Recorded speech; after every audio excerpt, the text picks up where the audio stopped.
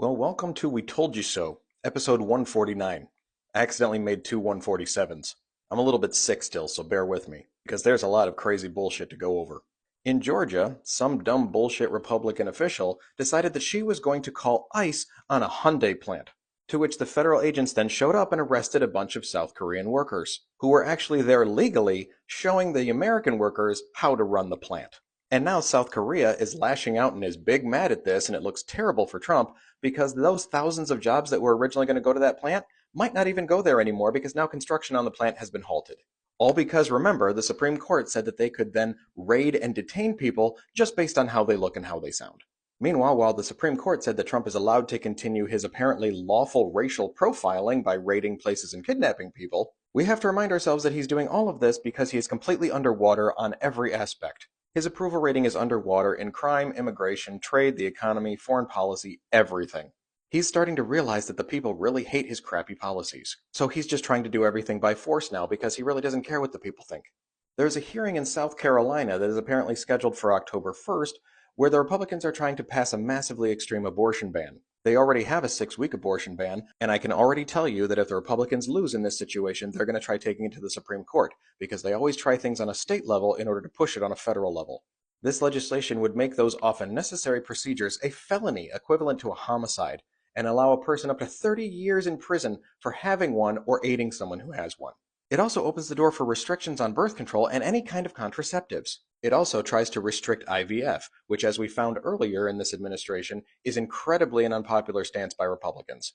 In the 30,000 documents of things that were released on Jeffrey Epstein to the House, most of which was completely already public information, one of the things in there was a note in Epstein's birthday book, written by Donald Trump, which the cult is now pretending he didn't write, even though it has his signature at the bottom, and they're trying to claim that's not his signature. Yes, it is. Nobody else writes their signature. Ah, nah, nah, nah, nah, nah, nah, nah. Just as another reminder, too, as Trump's government blew up that Venezuelan boat without even telling who was on it, they just suspected it was full of gang members. You know, the people who received absolutely no due process. Yeah, J.D. Vance was called out for that on Twitter, saying it was a war crime, and J.D. Vance said, I don't give a shit what you call it.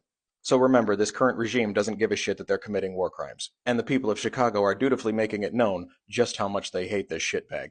And in the latest attempt of Republicans trying to one-up each other on who is the most batshit insane, Senator John Kennedy from Louisiana recently was on the floor talking about the irradiated shrimp that were apparently being recalled, and he held up a picture of the alien and said that eating the radioactive shrimp will make you look like this or make you grow an extra ear.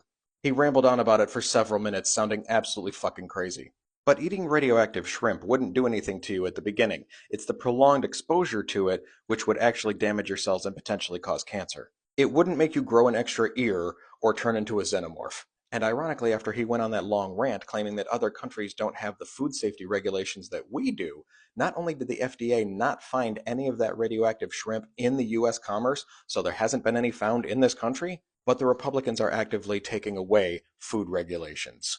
And finally, as I mentioned before, Mike Johnson has started to backpedal his claim that Trump was an FBI informant against Epstein because he realized it makes no fucking sense. That he would be friends with him for over 20 years and have absolutely no idea what he's up to, and then suddenly become an FBI informant. Most informants are people who are guilty who are trying to seek an agreement.